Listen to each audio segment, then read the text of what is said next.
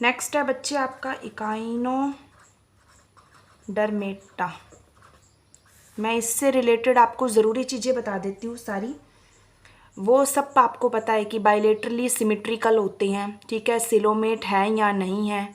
और नोटोकोड तो अभी तक आई नहीं है, इसलिए नोटोकोड की बात तो अभी हम करेंगे ही नहीं, ठीक है। ये जो नॉर्मल सारी बातें हैं, सिमेट्रिकली हैं, मेराइन्स होते हैं, ये आपको सारी पता है, इसलिए मैं ये वाली बातें बार बार नहीं करूँगी ट्रिप्लोब्लास्टिक होने की। अब मैं डायरेक्ट इसके एक इम्पोर्टेंट फीचर पे बात करूँगी। इम्पोर्टेंट फीचर होता है कि इसमें वाटर वैस्कुलर सिस्टम है।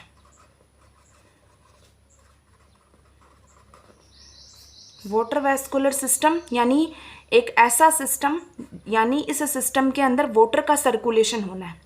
रोटेट किसने करना है? वाटर ने करना है। सारे फंक्शन हैं, जैसे एक्सक्रीशन के फंक्शन हो गए, ये सारे फंक्शन इस वाटर वैस्कुलर सिस्टम के थ्रू ही होने हैं, ठीक है। ये वाटर वैस्कुलर सिस्टम ही सारे फंक्शन करेगा। फीडिंग करनी है, एक्सक्रीशन करना है, ब्लड सर्कुलेशन करना है, ब्लड पंपिंग करना है, ब्लड फिल्टर करना है, ये सारे काम इस एक सिस्टम के थ्रू होने। ये इकाइनोडर्मेटा की एक इम्पोर्टेंट फीचर है, ठीक है। बाकी बच्चे फर्टिलाइजेशन हो गया, ये सारी बातें अब हम स्टार्टिंग वाले फाइला में देख चुके हैं, इसलिए मैं बार बार इन पे कोई डिस्कशन नहीं करूँगी आपसे। आप ये खुद देखोगे बुक से, एंड ऑल्सो एग्जाम्पल भी आप बुक से देखोगे। नेक्स्ट हमारा जो फाइलम है, जैसे हेमिकोर्डेटा। हेमिकोर्डेटा का मतलब है कि बच्चे कुछ कोर्डेटा की मेन बात क्या है? कोर्डेटा में मेन बात होती है नोटोकोर्ड की प्रेजेंस, ठीक है। अब जो हेमी है, हेमिकोर्डेटा जो है वो कुछ इससे मैच करेगा। इसके अंदर भी कुछ नोटोकोर्ड जैसी प्रेजेंस होएगी, लेकिन वो परमानेंट नहीं होती। यानी यहाँ एक नोटोकोड जैसी स्ट्रक्चर तो होती है, but it is not permanent, ठीक है। ये परमानेंट नहीं होती, ये टेम्परेरी है बच्चे। ये वॉर्म लाइक एनिमल होते हैं, ठीक है, वॉर्म लाइक एनिमल। उसके बाद जो इम्पोर्टेंट चीज़ आती है इस एनिमल की, आपकी बुक में एक स्ट्रक्चर दी हुई है बच्चे, इसे आपको थोड़ा सा ध्यान से देखना है। इसके ऊपर हर साल इसका डायग्राम पूछा जाता है पेपर में। इसका जो फ्रंट पार्ट होता है डैट इज कॉल्ड प्रोबोसिस, इसी पार्ट से ये फीडिंग करता है और इसी पार्ट से इसका एक्सक्रीशन होता है। ये इसका कॉलर पार्ट है, और ये नीचे वाला पार्ट जो आपको वॉर्म लाइक दिख रहा है, प्रोबोसिस, कॉलर और लॉन्ग ट्रंक होता है, ठीक है। ये 3 पार्ट में इसके डिवीज़न है। एक्सक्रेटरी ऑर्गन इसका प्रोबोसिस है। इसकी इंपॉर्टेंट बातें ये सारी हैं, ठीक है, ये आपकी बुक में दिखी हुई हैं। और इसके अंदर जो नोटोकोड होती है, एक चीज़ जो इम्पोर्टेंट है, हेमिकोर्डेटा की नोटोकोड को स्टोमोकोड बोलते हैं, ठीक है। इसकी कोड को, नोटोकोड को स्टोमोकोड कहते हैं। ये इंपॉर्टेंट है बच्चे, इसमें स्टोमोकोड इंपॉर्टेंट है, बॉडी 3 पार्ट में डिवाइड होती है, ये इंपॉर्टेंट है। नेक्स्ट हम चल पड़े कोर्डेटा की तरफ। अब आपको पढ़नी है ज़रूरी चीज़ें। ये है कोर्डेटा। देखो, कोर्डेटा का नाम आते ही आपको नर्व कोड दिखेगी प्लस नोटोकोड दिखेगी, नर्व कोड दिखेगी प्लस नोटोकोड दिखेगी, ठीक है।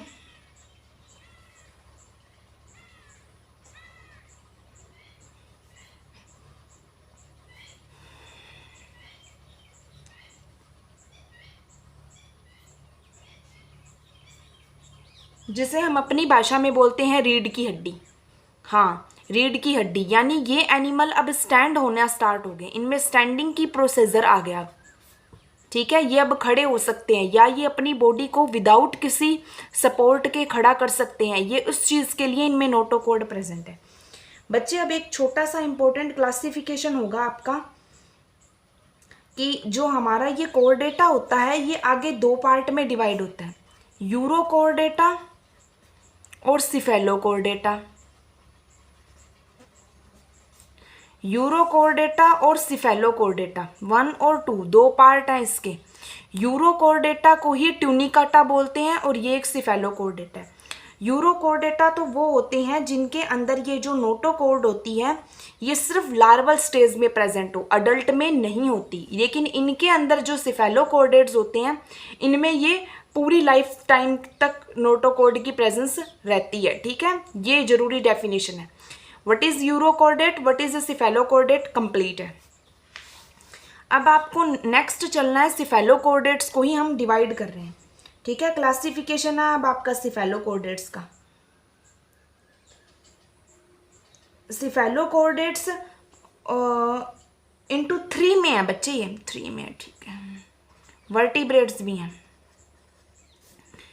इसमें नोटोकॉर्ड सिर्फ लार्वल स्टेज में है, यहाँ पूरे लाइफ टाइम तक होती है, और यहाँ नोटोकॉर्ड होती है पर उसका इंटरचेंज होता है। कब नोटोकॉर्ड थी, कब तक थी, जब तक वो एम्ब्रियो था, लेकिन वो चेंज हो गई वर्टिब्रल कॉलम के अंदर, वर्टिब्रल कॉलम में चेंज होगी जब वो अडल्ट बना। यानी जब तक एनिमल छोटा था तब तक नोटोकॉर्ड थी, और नोटोकॉर्ड चेंज हो गई वर्टिब्रल कॉलम में जब एनिमल अडल्ट में कन्वर्ट हुआ। ठीक है, अब आपको वर्टिब्रेट्स का ही क्लासिफिकेशन आगे देखना है।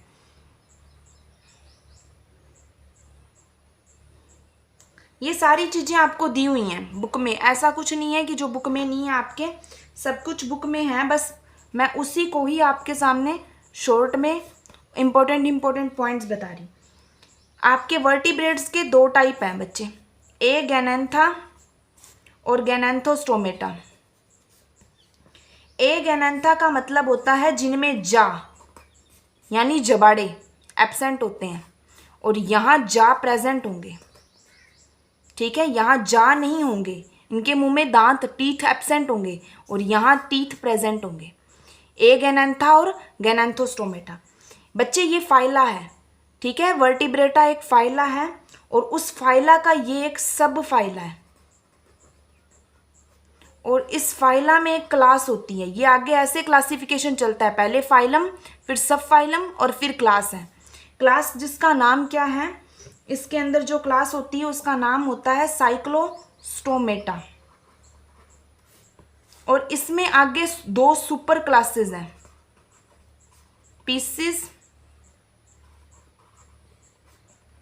और सेकंड जो आपकी होती है वो है टेट्रापोडा। पीसेस वो होती हैं जिनमें फाइन्स होते हैं यानी फेदर, पंख, और ये वो हैं जिनमें लिम्स होते हैं, यानी इनको मोशन करने के लिए इनमें फाइन्स होते हैं, फिन्स होते हैं, इनमें पंख होते हैं, और इनमें लिम्स होते हैं, इनमें लेग लाइक छोटी छोटी स्ट्रक्चर्स होती हैं, ऐसे ऐसे वाली, ऐसे ऐसे सी, जिससे ये मोशन करते हैं, मूव होते हैं एक प्लेस से दूसरे प्लेस तक। अब बात आती है क्लास साइक्लोस्टोमेटा के एनिमल्स की। तो बच्चे ये एक्सोपैरासाइट है, ये किसी के ऊपर डिपेंड करेंगे। मुंह में इनके दांत नहीं है, लेकिन ये फिर भी किसी ना किसी पे डिपेंड करेंगे। किस पे डिपेंड करेंगे? ये फिशेस पे डिपेंड करेंगे बच्चे, फिशेस से अपना न्यूट्रिशन लेंगे। फिशेस के साइक्लोस्टोमेटा के एनिमल जो हैं वो एक्सोपैरासाइट होते हैं, किसके? फिशेस के। उसके बाद आती है कि दे हैव एन, इनमें बच्चे जो गिल्स स्लिट आपको पता ही है, गिल्स स्लिट, गिल्स हो गए हमारे बॉडी में जो काम हमारे लंग्स करते हैं, ब्लड का प्योरीफिकेशन करने का, वो काम यहाँ गिल्स करेंगे। ठीक है, गिल्स स्लिट ये काम करेंगे इनकी बॉडी के अंदर ब्लड को प्योरीफाई करने का और ऑक्सीजन अवेलेबल करवाएंगे इनको। उसके अलावा बच्चे अगर ये पैरासाइट है तो कोई ना कोई ऐसे स्ट्रक्चर जरूर प्रेजेंट होगी जिससे ये सकिंग करेंगे, क्योंकि इनके पास जा नहीं है। जा नहीं है तो ये सकिंग करने के लिए इनके पास एक सक्कर ऑर्गन होता है इनकी बॉडी के अंदर, जो कि आप ये कह सकते हो, ये इसमें आपकी बुक में नहीं है पर आप फिर भी लिख लेना, कैल्शियम का बना होता है, कार्टिलेज का बना होता है सक्कर, सक्कर, जिससे ये किसी की बॉडी पर चिपकते हैं। क्योंकि पैरासाइट का मतलब है जो दूसरे पे डिपेंड कर रहा है अपने फूड के लिए, तो उसकी बॉडी में कोई ना कोई ऐसी स्ट्रक्चर जरूर प्रेजेंट होती है जो उसको न्यूट्रिशन अवेलेबल करवाए। तो इनकी बॉडी के अंदर कैल्शियम का बना हुआ सक्कर प्रेजेंट होता है, जिससे ये दूसरे की फिशेस की बॉडी पर चिपकते हैं और उनसे न्यूट्रिशन लेते रहते हैं। वर्टिब्रेटा का पार्ट है तो इनके अंदर वर्टिब्रल कॉलम भी प्रेजेंट होगा, बाकी सर्कुलेशन आप देख लोगे। ठीक है, आपको पेट्रामाइजोन एग्जाम्पल को ज़रूर याद रखना है। पेपर में क्वेश्चन ये पुटअप होता है कि पेट्रामाइजोन जो है, पेट्रामाइजोन का क्लासिफिकेशन करो। तो पेट्रामाइजोन वर्टिब्रेटा पेट्रामाइजोन का फाइलम है, सब फाइलम एगैनैंथा है, क्लास इसकी साइक्लोस्टोमेटा है। फिर आती है सेकंड क्लास आपकी, हम सुपर क्लासेस में चल पड़े हैं, जैसे पीसेस, ठीक है। पीसेस की आगे फिर से दो क्लास है, पीसेस खुद एक सुपर क्लास है बट पीसेस में आगे दो क्लासेस हैं, फर्स्ट और सेकंड।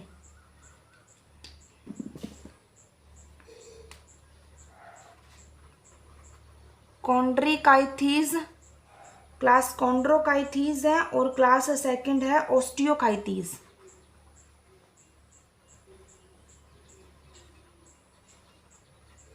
कॉन्ड्रोकाइथीज और ओस्टियोकाइथीज, ठीक है। कॉन्ड्रोकाइथीज और ओस्टियोकाइथीज है। अब हम ईच क्लास की स्टडी करेंगे।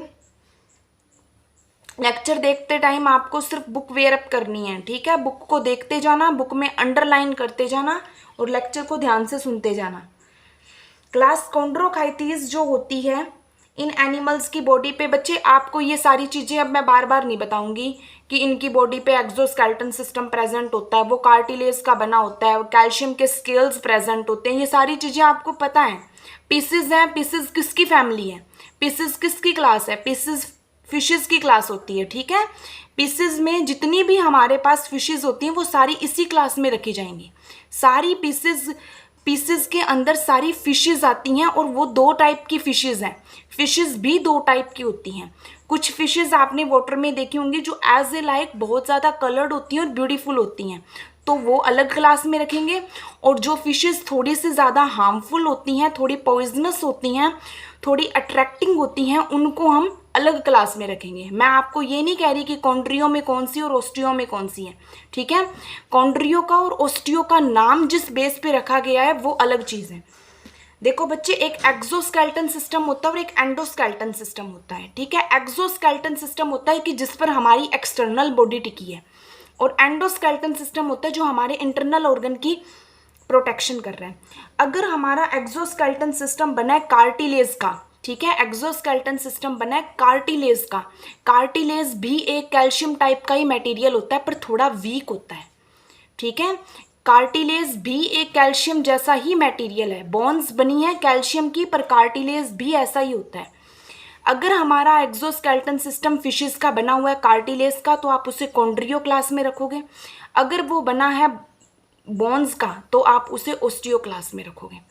अब आपको ये डिफरेंस समझ आ जाना चाहिए कि कॉन्ड्रियो क्लास में कौन सी फिशेज आएंगी। नोटोकॉर्ड प्रेजेंट होगी, बाद में वर्टिब्रल कॉलम में चेंज हो जाएगी, ये बात आपको पता है, ठीक है। दूसरी चीज़ है कि इन फिशेस के अंदर और उन फिशेस के अंदर एक इम्पोर्टेंट डेफिनेशन है कि यहाँ ओपरकुलम प्रेजेंट नहीं होता। बच्चे ओपरकुलम समझो क्या है। ओपरकुलम देखो, आपने ऐसे ऐसे करके कुछ गिल्स देखे होंगे फिशेस के अंदर, बिल्कुल उसके माउथ से पीछे की तरफ गिल्स प्रेजेंट होते हैं, ऐसे गिल्स स्लिट बोलते हैं जिसको, जिसमें पानी जाता है, फिल्टर होता है, ऑक्सीजन अंदर पहुंचाता है और गंदा पानी वहां से बाहर निकलता रहता है, ठीक है। ये वाटर फिल्ट्रेशन की प्रोसेस होती है जो फिशेस में चलती रहती है। कॉन्ड्रियो क्लास की जो फिशेस होती हैं उनकी ये वाली गिल्स जो होते हैं वो ओपन पड़े रहते हैं, कवर्ड नहीं होते हैं, उनको कोई स्ट्रक्चर नहीं होती जो कवर करके रखे। ये ओपन यानी डायरेक्ट वाटर के कांटेक्ट में होते हैं। Then this is called the ये मतलब ओपन गिल्स बोलोगे आप इन्हें। और जो हमारी ओस्टियो क्लास होती है, ओस्टियो क्लास के अंदर जो हमारे गिल्स होंगे वो कवर्ड होंगे, उनके ऊपर एक कवर प्रेजेंट होता है। और वो कवर के अंदर की साइड जो गिल्स होते हैं उनका डायरेक्ट कांटेक्ट नहीं होता है बच्चे वाटर के साथ, ठीक है। इनके मतलब जो गिल्स हैं उनका तो डायरेक्ट कांटेक्ट है, लेकिन इनके गिल्स जो होते हैं वो ओपनली प्रेजेंट होते हैं, ठीक है। इनके ओपन है, इनके क्लोज हैं। बच्चे ध्यान रखना इस चीज को। ये दो मेन डिफरेंस है कि एक तो एक्सोस्केलेटन सिस्टम कार्टी का और बोनी, और इनके जो गिल्स हैं वो ओपन है और इनके गिल्स कवर हैं। आपसे यही डिफरेंस पूछा जाएगा कि कॉन्ड्रियो क्लास में कौन सी फिशेज आती हैं और ओस्टियो क्लास में कौन सी फिशेज आती है, और दोनों के डिफरेंट डिफरेंट एग्जाम्पल भी ध्यान रखने हैं।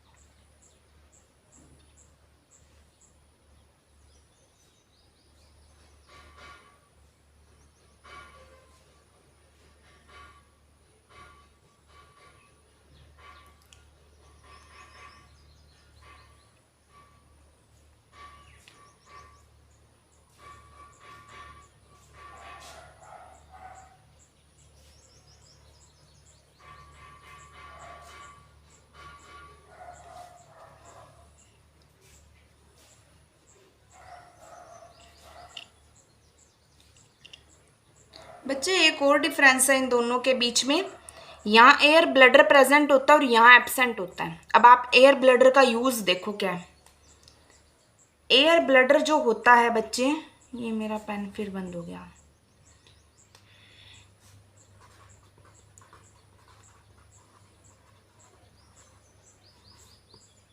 एयर ब्लडर का काम होता है, आपको पता है फिशेस वाटर में एक बार अंदर जाती है, एक बार बाहर आती है, एक बार अंदर जाती है, एक बार बाहर आती है, एक बार नीचे डेप्थ में जाती है, एक बार ऊपर आती है। ये सारा सिस्टम कौन कंट्रोल कर रहा है? उनकी बॉडी में एयर ब्लडर, जो उन्हें डूबने नहीं देता। ठीक है, वो पानी के अंदर डूब नहीं सकती है एयर ब्लडर की प्रेजेंस से। कॉन्ड्रियो में एब्सेंट होता है और ओस्टियो में प्रेजेंट होता है। कॉन्ड्रियो में एब्सेंट होने की वजह से कॉन्ड्रियो को वाटर पे बिल्कुल अपर लेयर पे स्ट्रेट तैरना पड़ता है, वो डूब जाएंगे अगर नीचे तक जाएगा तो। ठीक है, और ओस्टियो के अंदर ये प्रेजेंट होता है, तो ओस्टियो सिंकिंग कर सकती हैं, यानी डुबकियां लगा सकती हैं, और कॉन्ड्रियो ऐसा कुछ नहीं कर सकती। और एक इलेक्ट्रिक ऑर्गन की प्रेजेंस होती है कॉन्ड्रियो के अंदर, वो आप बुक से देख लोगे। ठीक है, वो कोई डिफरेंस नहीं है, वो आपको बुक में मिल जाएगा, है वो। ठीक है, और कोई ख़ास मेन डिफरेंस नहीं है। कल हम टेट्रापोडा की क्लास पे चलेंगे, टेट्रापोडा सुपर क्लास को करेंगे, और आज आपका ये यहीं तक है। ठीक है बच्चे, कल थोड़ा लेक्चर बड़ा रहेगा।